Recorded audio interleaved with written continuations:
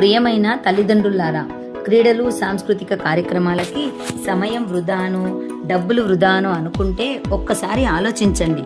మీరు చూస్తున్న 5 నిమిషాల ప్రదర్శన వెనుక రోజుల తరబడి శ్రమ ఉంటుంది, క్రమశిక్షణ ఉంటుంది, అందులో నిరంతర సాధన ఉంటుంది. అందువల్ల పిల్లలకు ఆత్మవిశ్వాసం పెరుగుతుంది.